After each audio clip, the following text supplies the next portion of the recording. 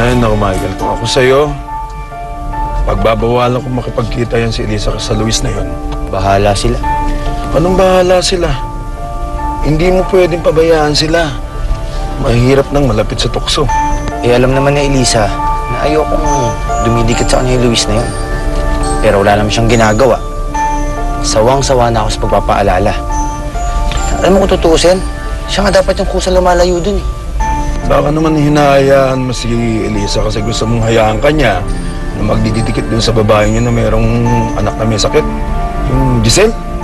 Manid yun talaga. Iba naman yun. Anong pinagkaiba nun? Imbis na ibuhos niyo atensyon niyo sa isa't isa ni Elisa kung kani-kanino kayo nagdidikit. Ngayon ko sa inyo. Lalaki niyo na. Bahala na kayo magsolusyon dyan sa problema niyo. May alam po ba kayong paraan kung paano siya makukontak? Ganun po ba? Sige, tawagan niyo na lang po ako kapag may nakuha na po kayong information. Okay po. Thank you po. Ano na? Nalaman mo ba kung sino yung naglagay ng gamot sa baso ko? Yun na nga ang problema eh. Hindi alam nung catering kung sino yung waiter na yun. Kasi isinama lang daw siya ng isang waiter nila. At ang isa pang problema, hindi nila makontak pareho. Elisa, sigurado ka bang spiked yung ininom mo dun sa lunch kaya ka nahilo? Eh, wala naman akong ibang ininom dun eh. Buong araw yun lang ang ininom ko eh. Kung ano yung binigay ng waiter. Pero alam mo, malakas ang kutob ko na may kinalaman dito si Sofia. Alam naman ng papa mo yan. Hindi pa. Eh, hindi naman maniniwala sa akin yun eh. Sasabihin lang nun na praning lang ako kay Sofia. Ewan ko ba dyan sa kapatid mo? Demonyo yata yun.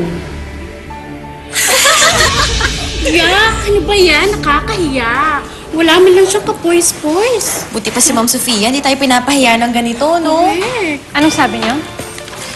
Eh, kung nagtatrabaho kayo dyan, kaysa sa nagchichismisan kayo dyan. Sorry po, Ma'am. Hindi niyo na ako nirespeto. Ang babastos niyo. Kung wala kayong respeto, mabuti pa, umalis na kayo dito sa kumpanya. Elisa! Anong nangyayari dito? Ba't mo sinisigawan yung staff ko? Are you threatening them? Tanungin mo sa kanila. Tanungin niyo sa kanila kung bakit wala silang respeto sa COO ng kumpanya. Elisa, hindi mo ba natanong sa sarili mo na maybe you have to earn the respect? Bago mo hilingin ang respeto ng mga tauhan, tumingin ka muna sa salamin. Karapat-dapat ka bang respetuhin? Paano ka na-respetuhin kung nagkakalat ka? Huwag mo kayo sa kanila. Hindi kita pinapahiya, Elisa. Pinapahiya mo ang sarili mo. Pinapahiya mo ka. Ikaw nga ang naglagay ng gamot doon sa baso ko eh. Dahil gusto mo na mahilo at gusto mo na mapahiya ako. Please, don't blame me.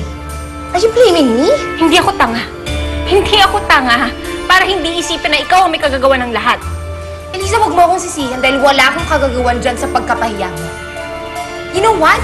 To tell you honestly, I'm sorry. But you're such a big joke to this business community namin. Isa kang malaking katatawanan, Elisa. Kaya pwede ba? Huwag mo na rin ibunton yung frustrations mo at yung galit mo sa mga tauhan ko. Come on, Bernice. Come on, everyone. You don't deserve this kind of treat.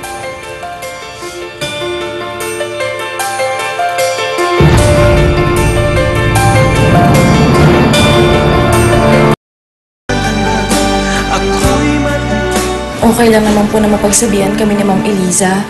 Pero yung i-threaten po kami na mawala ng trabaho, foul naman po yun. Lahat po kami pamilyadong tao, mga breadwinner. Hindi po namin kakayanin mawala ng trabaho. Ano ba sinabi sa inyo ni Elisa? Kung binabastos lang daw po namin siya, eh mas mabuti pa daw kung huwag na lang daw kami magtrabaho dito. Baka nga binabastos niyo si Elisa, ha? Hindi na kayo na nagkaroon ng respeto sa kanya. Hindi po. Hindi po namin kayang bastusin si Ma'am Eliza. Narinig niya po kasi kaming kinukumpara siya kay Ma'am Sofia, kaya po nagalit siya. Okay, Bernice. I apologize in behalf of Elisa. At saka, huwag kayong mag-alala. Secure ang trabaho niyo rito sa kumpanya, okay? So, if you'll excuse us. Thank you po, sir. Thank you po, ma'am. Sige.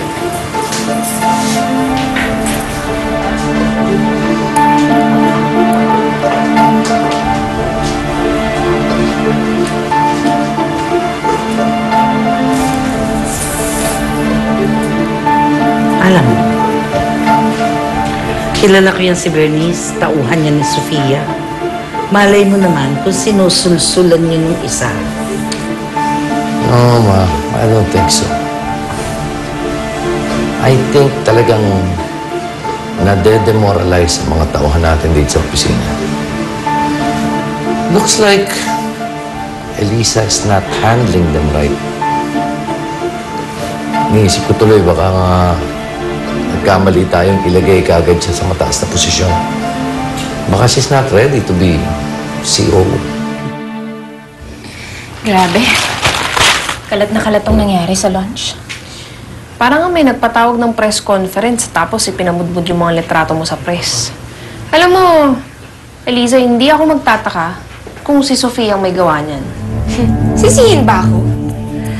You know what, my dear sister, because of your incompetence, you're making things a lot easier for me. At ano naman ginagawa mo dito?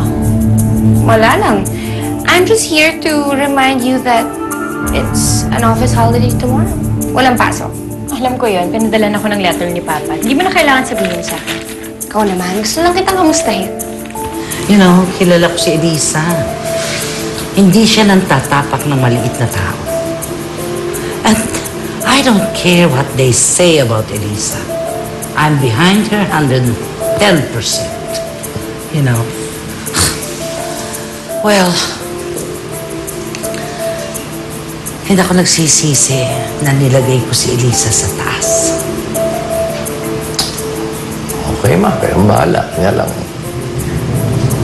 I'm just reminding you, lahat ng pagsisisi nasa bandang huli.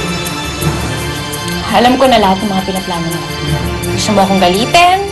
Hanggat sa magwala ako, magalit sa'yo, sumigaw, para magmukha akong incompetent sa harap ni Lola at ni Papa. Pero alam mo, hindi na ako papatol sa'yo. Bahala ka sa buhay. Whatever you say, Eliza, I'm just warning you. Dahil bilang na ang araw mo. Parang ano parang ang laki na ng pinagbago ni Elisa. Hindi na siya nakikinig sa akin. She doesn't consider my advices. Parang parang sarado na yung utak niya. Top it all. She's starting to look for blame in other people.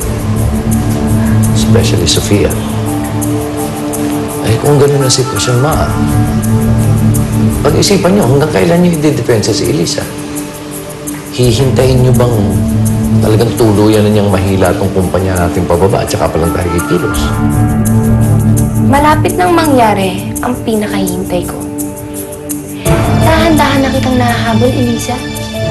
Dahan-dahan ang umaangat ang posisyon ko sa kumpanyang ito. And soon enough, magkapanday na tayo. Sige, Sofia. Mag-ilusyon ka hanggat gusto mo. Pero, hindi ka makakagapang paakyat ng kumpanyang to. Magkamatayan lang tayo.